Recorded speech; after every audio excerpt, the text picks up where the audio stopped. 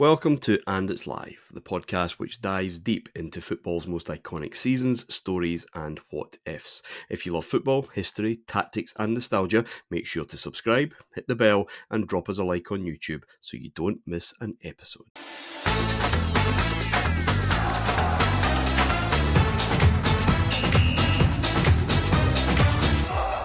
Whereas you look at the four players that Liverpool send up and you think, yeah, they're all going to score. So even though that they're lesser players, when it comes to this particular skill thing, and who knows if this is at the Bridge and the two games have gone there, 1-0s, but the other way around, I would maybe have felt the other way. But I just remember thinking, this is Liverpool, they're going to do this.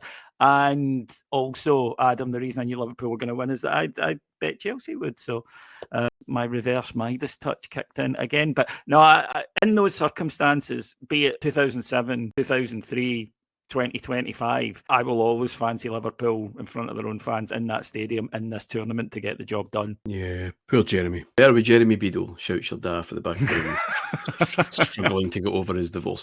Chelsea would still have the problems with penalties, but they would get it right eventually. More of that in due course. And Liverpool and Chelsea, as I said, would meet again at the same stage next season with a hell of a lot more goals, as if something had unleashed something within this Chelsea side that made them a lot more carefree and overflowing with attacking verve. Okay, Adam, Old Trafford for two European heavyweights, Manchester United against Milan. Obviously, we'll talk a lot more about how Ferguson has put all this together yet again in the next tranche of shows coming up for 07-08. But where are they at this moment? Obviously, we talked last time about the huge Roma win. But coming into a test like this Milan side that we're going to spend a bit of time really kind of reminiscing about, who are favourites going into this tie at this particular moment in time on their axis? So I think it's Milan. However, I do think if United had played any of the other two, they'd have been in the final.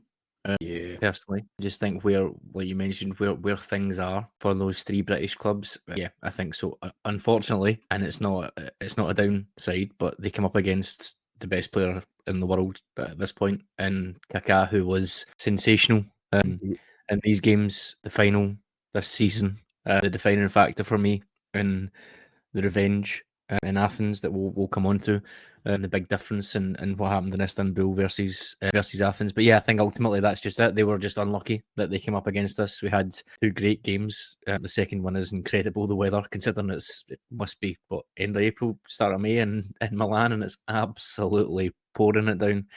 Which obviously makes for a good spectacle. But yeah, this game, very classic Old Trafford game, I think, under the lights, barnstorming, lots of hard luck, lots of good opportunities from range. Dida even making a couple of decent saves, one from Ronaldo, which was decent after I think there was a deflection or the ball moved in the air. So yeah, a really good game this first leg, definitely. But I think Kaka, as he did so often, was the difference. His goal to open the scoring was really classy. I think I really liked that finish there, and yeah, he was just everywhere. He's just by this point a superstar. He's again someone that if we had if Kaka appeared now, the plaudits he would get instantly would be ridiculous. He would be Mbappe, Vinicius, whoever else probably rolled into one.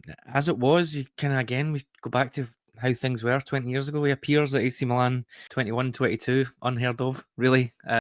And his role for me was unique. He wasn't a number 10. We mentioned that he replaced the kind of Rui Costa. He played in that position, but he was, I guess you could call it like a central wing.